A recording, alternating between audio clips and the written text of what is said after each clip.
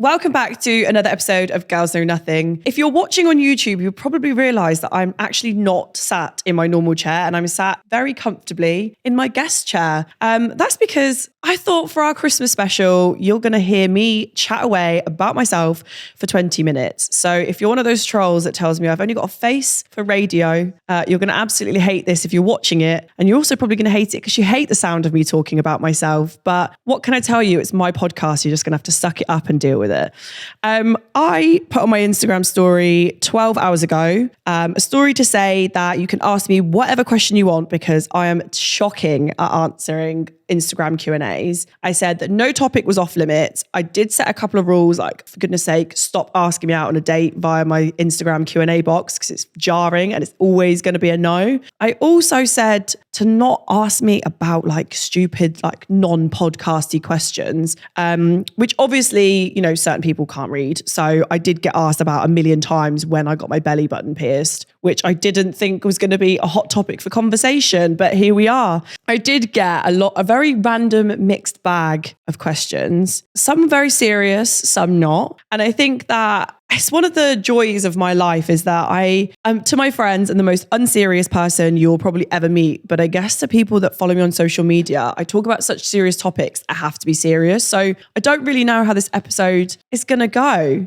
So I'm actually just completely winging this by chance. So, you know, I think that I wanted to do this, not just so I could talk about myself, because I haven't been able to do that because I'm more interested in other people and doing Girls Know Nothing. But I think, you know, we're going to go into third year of Girls Know Nothing in this podcast. And it's come such a long way from being filmed in a really dingy office space in, I think, Covent Garden on an iPhone to now being filmed in a proper set with lighting and 3 cameras and professional producers, which thank fuck, because it was so much hard work without them. I have no idea how I managed it. And like, I'm so excited for 2024 and what it's going to bring for the podcast. I've had so many people ask me what my hopes are for Girls Know Nothing over the next 365 days. And do you know what? For me, I said that I've always wanted Girls Know Nothing to not just be a podcast, but to be a community. I really want it to be a space where no woman feels excluded and, you know, there is a voice for everyone. One of the biggest loves I have for social media is that, you know, if you feel like you're going through something on your own, or, you know, your friends can't relate to a specific topic that you want to talk about, you're able to find somebody who knows what you're feeling via social media. And that is why I love doing Girls Know Nothing so much. But I'm currently, fingers crossed, planning some empowerment events for everyone to be able to come along for International Women's Day. And yeah, I mean, I'm not the most organized person on this planet, so you're gonna have to bear with me, but that is like my biggest ambition. Do you know what? A lot of people asking me about relationship advice. Do we not learn anything about me on Love Island? Is that me and relationships are fucking terrible. I have been single for so long. I actually think like maybe I've regrown cobwebs. I don't know. So yeah, I mean, I don't really know. Maybe I'm good at giving advice, but I obviously don't know how to take my own. So it's up to you whether you take my advice or not. I mean, a lot of people ask me how to deal with a breakup and being single and like when to know when to start dating because they don't want to start dating again. Dealing with a breakup is weird. I think that you shouldn't put timestamps on it. You shouldn't put, like for me, I actually think I've been more heartbroken over someone I've been seeing for like 6 weeks than I have been with somebody who I've been in a natural relationship for 3 years. So don't feel time pressured. It's a good time to just focus on yourself, which I am the queen of doing. I'm quite selfish with my time. I only do things that I want to do. I only do things that I think will benefit me or serve me. And there is nothing wrong with doing that. And I think that if more people did that for themselves, you would feel less reliant on needing a relationship to make you feel whole. And again, if you don't feel ready to date or want to date, don't do it. At some points in your life, it's fun. Like in my early 20s, I can't lie, I had a full roster. I would be out all the time, having dinners with God knows who, because I thought dating was fun. Now I would rather be sat at home watching Netflix with my dog. So if you don't want to do it, don't feel the pressure to. And you know, your life is yours. dating should be the last thing you're thinking about. You should, unless you want to, because it's fun. Don't go to the extremes that I went to of like trying to date five people at once. The amount of people I tried to date is too much hard work. The admin is not worth it. A lot of people ask me about Love Island. Obviously, next year, I think it starts in January, we have the first ever Love Island All-Star. I mean, do I know who the cast is? I can't tell you whether I do or don't. But a lot of people have asked me if I would do it again. I don't think going back on a show like Love Island is for me. I did it once because I thought it was fun. And I hold so many fond memories of it. And I got a different kind of love. Like, I got the best female friendship group I could ever ask for out of it. I learned to love myself more. It really expedited who I am as a person. Like, I feel so much stronger version now than I did 2.5, 3 years ago. And I'm so proud of myself for being like that Asian representation on TV, even if it was a massive wake-up call that I was not really being true to myself. But I don't think I would do it again, mostly because I don't want my entire personality to be consumed with what my relationship status is. So as much as I think doing All-Star would be so much fun, you can guarantee that I'm not going to be on it. And also, I don't think anybody wants to see me do that again. But I think that as well, one person said, would I do it again after starting a successful career? Well, I think, first of all, success is subjective to everyone, right? I think that I would like to say that I had a pretty successful career before that. So I guess, yes, I didn't do it to form a successful career. I think that I joined Love Island. I think this is the first time I've actually probably talked about why I joined it. I left sixth form at 18, went straight into working in central government. I'd looked after my mum when she had cancer, and COVID had just hit. And I realized that when I had COVID, it was before lockdowns, and I was like, oh my God, I could die. And all I've done is work all my life. And I didn't do any of the Wild Girls holidays. So I'm just going to do all of the extremes and do my Wild Girls holiday on TV. Which probably wasn't the wisest idea I've ever had. But I got something like, so it wasn't for me, it wasn't career driven. I always thought like I'm going to leave and go straight back to a 9 to 5. And, I would never rule out having a 9 to 5. So that's just it. That's what it is. I'm one of those people, you take opportunities as they come. And I'm also very much a seek forgiveness, not ask permission kind of person. So if you do something and then it kind of goes tits up or you don't make people happy, then you kind of deal with it then. But just take it as it comes. When I said, please don't ask me if we can go on a date. Why are there so many of those questions? What is a successful career to me? Do you know what, actually? I think when you leave a show like Love Island and do reality TV, there is such a big thing about what career you get afterwards and how much money you're going to make and the kind of new life you live or lead. And for some people, yes, that is completely true. Like it will flip your life 180 and you'll be doing all kinds of crazy stuff. And I can't sit there and say that I haven't done any of those crazy things. But I think that people forget that that's like a very small minority of people that do the show, that come out with all these crazy things. And there's so much pressure to make the Love Island rich list. And I think it's ridiculous. And I don't think your success should be defined by how much money you have. Obviously, if you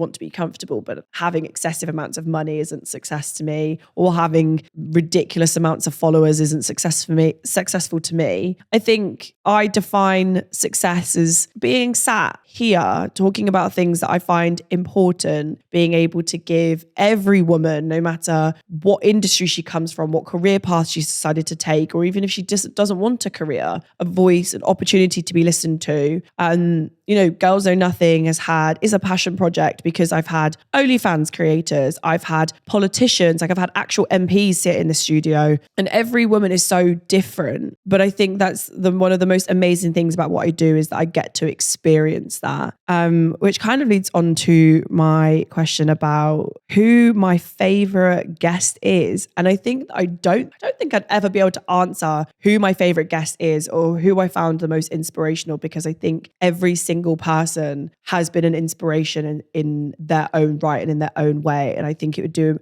sound such a flip-flop politician's answer. Like, I love everyone, and no, like, but I do.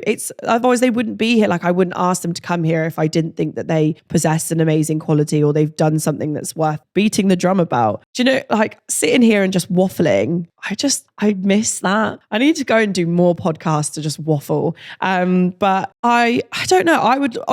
Obviously I want Girls Know Nothing to serve its purpose, and I want more people to like tell me what they want to see. So, you know, I love it when people say like, I want this guest and I want to hear about this kind of topic. And when for 2024, it will come into fruition in the new year that I have certain guests planned because they are at the request of you guys. And, you know, this podcast would never exist without you. So if there are things you want to see, things you want to hear, then you have to tell me about them. But I guess, and this is 15 minutes of waffle, but I guess that I always ask people the same final question. So it would only be fair if I asked myself that same final question. And I always ask guests, what piece of advice would they give to their younger self based on their career and life journey so far? And I have always, when I ask that question, I've always sat and thought about how I would answer that question myself. And I think that I would always say, trust your gut. Do exactly what your gut tells you. And even if you think you may regret it when you're older, there is a reason why you made the decision you made at that moment in time. And it's because of the life you'd experienced,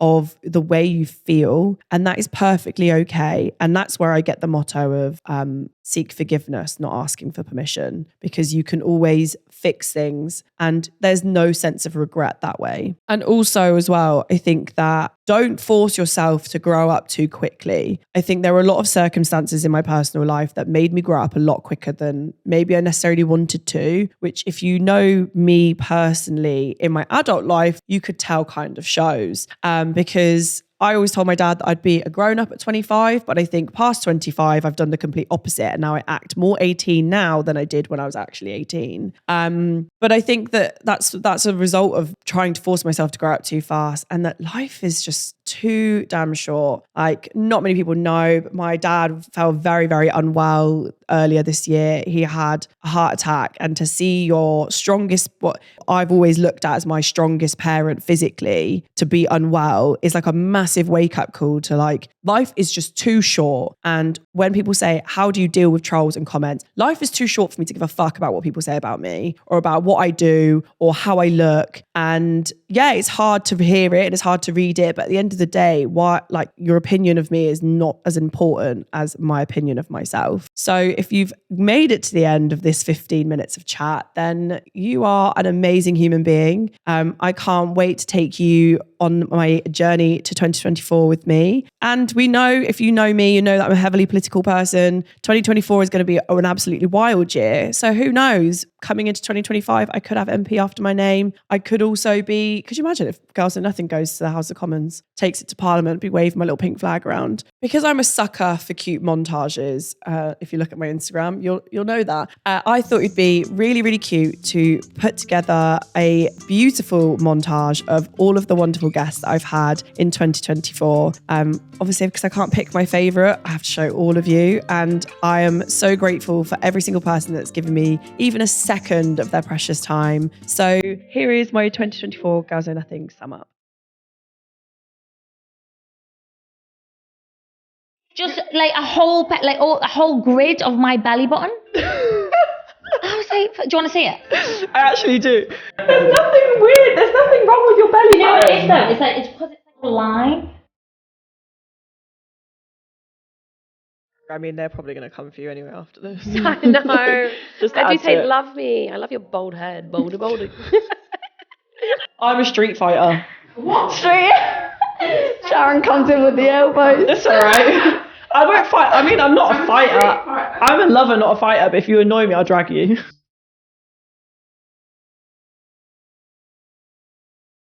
When you come out and people like judging from all angles, it's like it gets really personal because that's like the rawest version of you you've just shown. I fought and I battled to be where I am.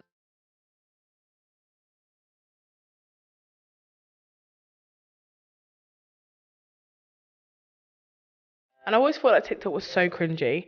It's the dancing. That's how it started. It's the dance. No, it's not a bit of me. I don't know if licking your best mate's hand while she's trying to do like teeth is the best way to inspire dentistry, but whatever works. If it works.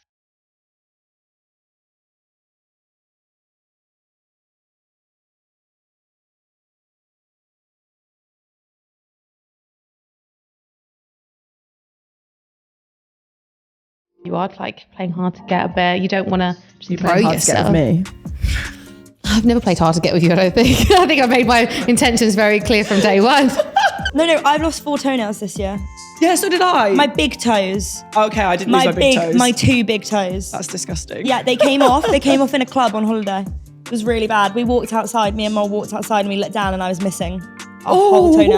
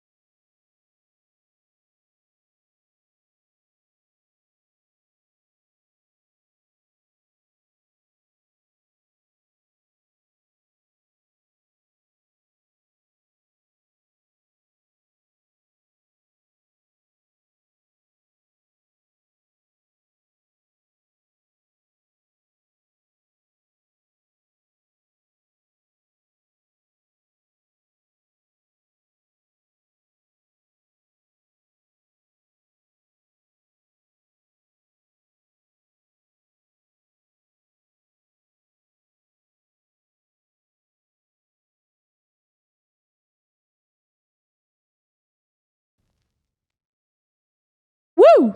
Oh shit. Okay, don't bash up my set.